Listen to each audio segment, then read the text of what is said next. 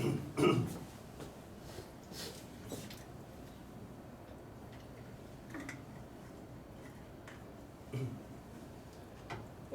so let's pick up what we left. Okay, so we were talking about the image matching, and then so for the image matching, as you can see, this is the automatic process to find the conjugate point. And then yesterday, actually, we talked about say this type of method that you have the target window, and then you have a search window, and you have the moving window moving inside the search window, and then you can calculate the similarity between the target window and the moving window. And this type of approach is actually has a name for that, which is called area-based matching,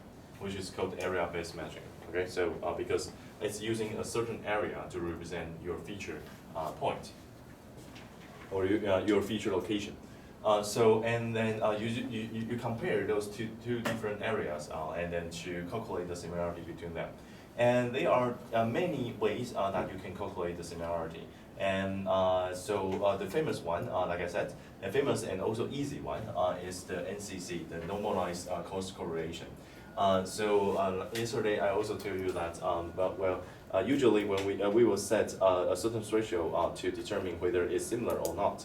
And for the man-made features, it's usually we will set it 0 to for example, like 0.7 to 0.8 or maybe 0.9.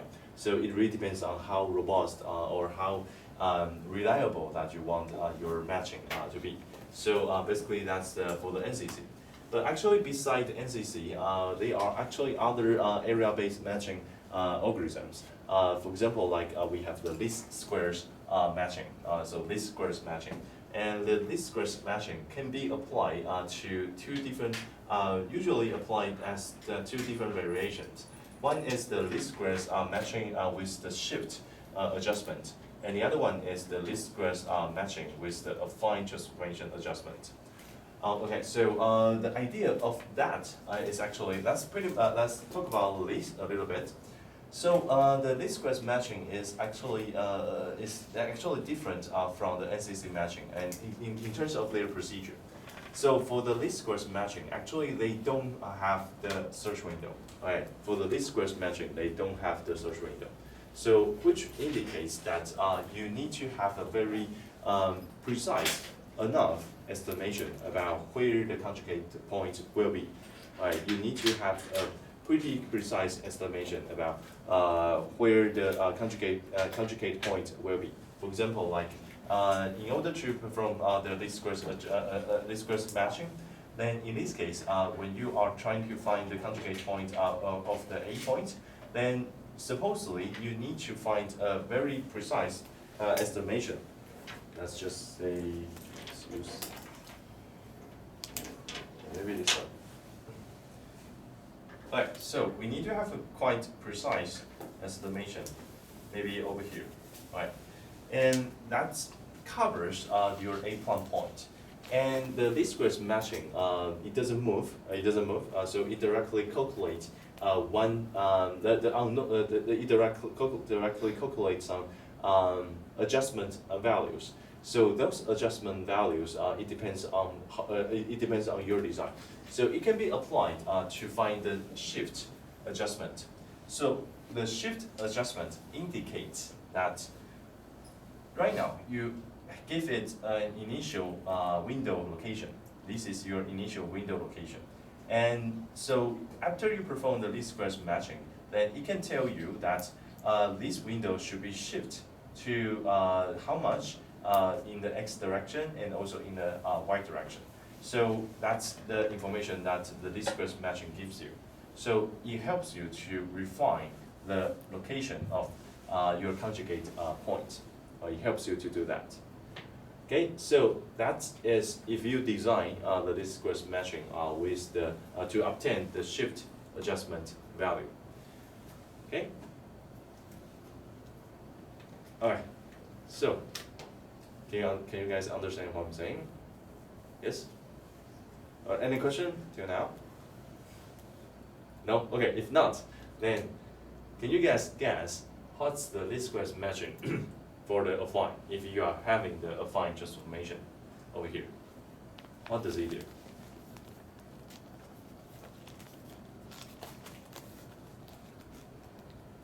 The answer for the answer that you can obtain from the least squares matching with affine is the adjustment value for the affine coefficients.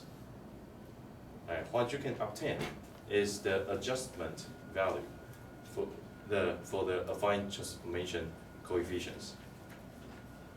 So, what exactly does it do for the least squares matching with the affine transformation within that? What can you do?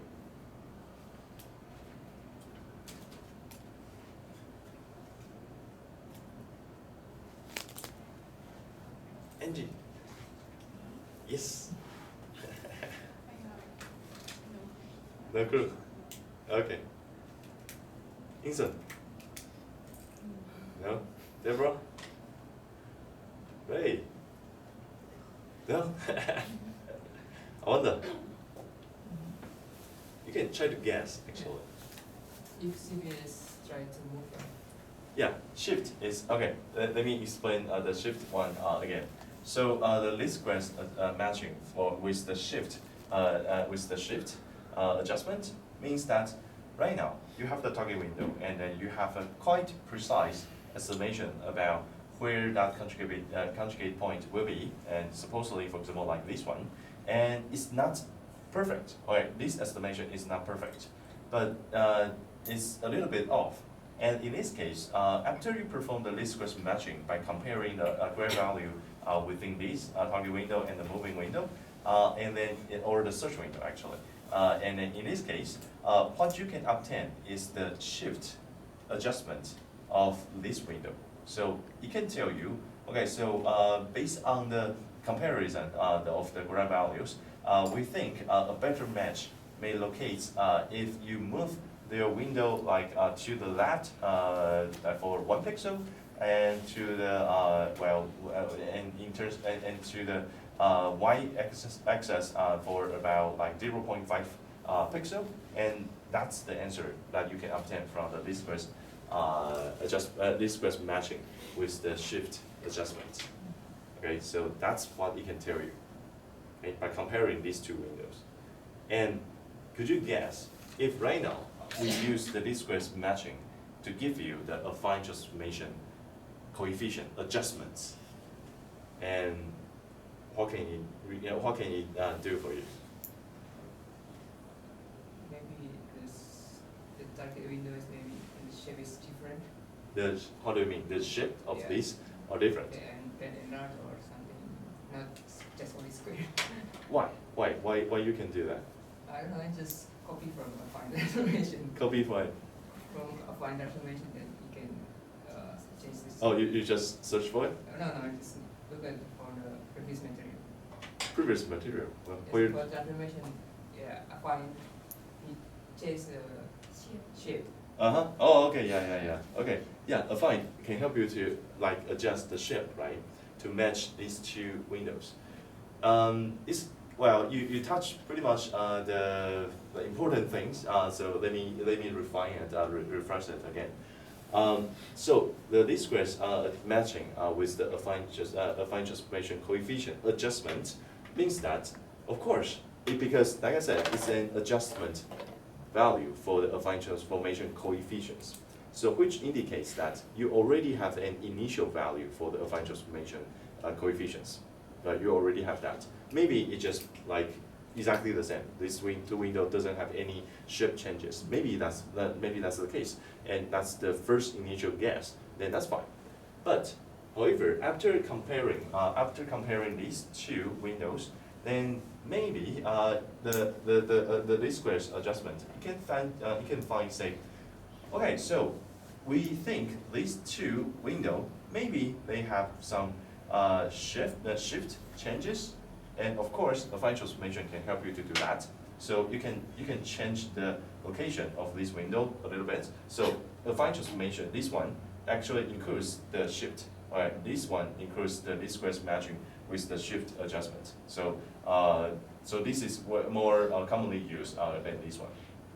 Okay, so and the other thing is maybe after comparing these two window and then actually we find out say their scale is a little bit different, and or maybe the rotation is a little bit different, right? And in this case, the least squares matching can help you to adjust the affine transformation coefficients so that you can have a new window. You can have a new window, or actually, actually not a new window, but you can have a new coefficients for you to estimate where is the better matched point, right? Where is the better matched point, and basically that's what the least squares adjustment can give you. So to simplify, what the least squares matching with the affine transformation coefficient adjustment that can help you to do is if your two images, they have some shape changes,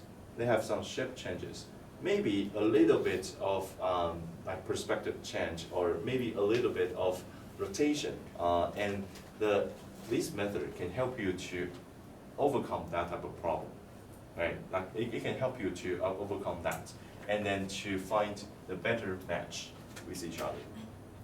Okay, so that's what it does. So basically, this matching algorithm, it contains a certain, it contains the affine transformation inside it. It has the affine transformation inside it. Okay. So that's a little bit difficult to imagine, but you can think about this as, all right, so we have these two initial value, and I'm trying to find out where that is, and then when I'm trying to find it, I can this window it can actually be like rotated a little bit, or change the size a little bit, and then to find a better similarity. Okay, so which means that it's more robust in terms of the rotation change, or scale change, or shift change. Okay, it can help you to overcome that type of problem if you have that from these two images. Okay. Okay. So, but but there's a but. So yesterday we were saying, well, normally we would normalize the images first, right, by setting a constant elevation, and then to perform like some also replication to make the scale differences, to unify the scales of these two images, and also the rotations, those things, right? Do you guys still remember that?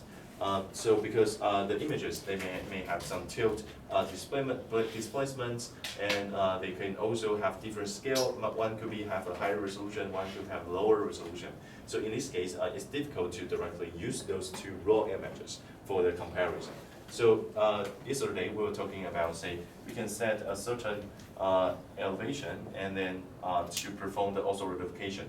And then after that, you have two images that have the same, that has the same scale and also the same rotation, everything, and then you can directly compare them.